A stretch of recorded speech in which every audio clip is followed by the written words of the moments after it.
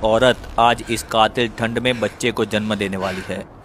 अभी इन्होंने आग जलाना नहीं सीखा था, इसीलिए इस ठंड में बच्चे को जन्म देकर जिंदा रखना बहुत बड़ी चुनौती थी।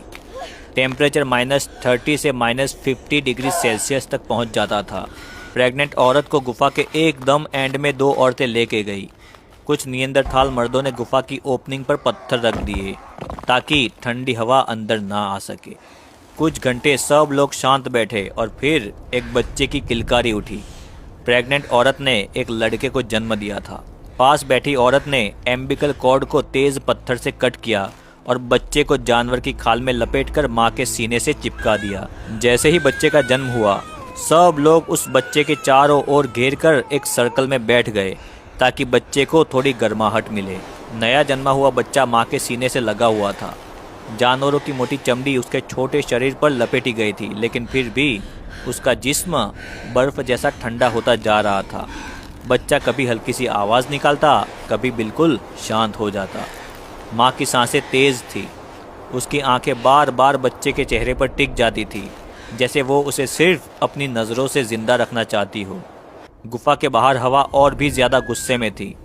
पत्थरों के बीच से सीटी जैसी आवाज़ें आती, जैसे ठंड खुद गुफा के अंदर घुसकर इस नई जिंदगी को चुनौती दे रही हो। ग्रुप के आदमी गुफा के मुंह पर खड़े थे, झुककर कंधे सिकोड़े हुए। उनके लंबे बाल और घनी दाढ़ी पर बर्फ जम रही थी। कोई बोल नहीं रहा था। सब जानते थे आज रात सबसे भारी है। सर्कल में बैठी औरतें अपने शरीर को बच्चे की तरफ थोड़ा और झुका लेती है। समय धीरे धीरे सरकता गया। गुफा के अंदर अंधेरा और गहरा होता गया।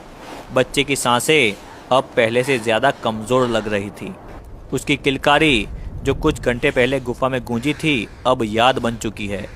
माँ ने बच्चे को और ज़ोर से अपने सीने से चिपकाया, जैसे वो अपनी जान उस बच्चे के अंदर डालना चाहती हो। एक बूढ़ी औरत आगे आई, जिसके बाल सफ़ेद और आंखें गहरी थी। उसने बच्चे के छोटे से चेहरे को देखा और फिर माँ की आंखों में झांका।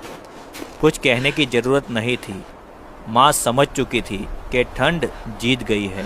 सुबह होने से पहले जब गुफा के बाहर आसमान हल्का नीला हुआ, बच्चे की सांस बिल्कुल रुक गई थी। कोई चीखा नहीं, कोई ज़ोर ज़ोर से रोने की आवाज़ नहीं, सिर्फ एक भारी खामोशी। ग्रुप के लोग उठ खड़े हुए। बच्चे के लिए कोई शब्द नहीं थे, कोई रस्म नहीं थी, सिर्फ एक काम था, उसे इज्जत से इस दुनिया से विदा करना था। 2 मर्द गुफा के बाहर गए और बर्फ़ को हटाकर एक छोटा सा गड्ढा बनाया। बच्चे को उसी जानवरों की चमड़ी में लपेटकर वहां रखा गया। माँ दूर खड़ी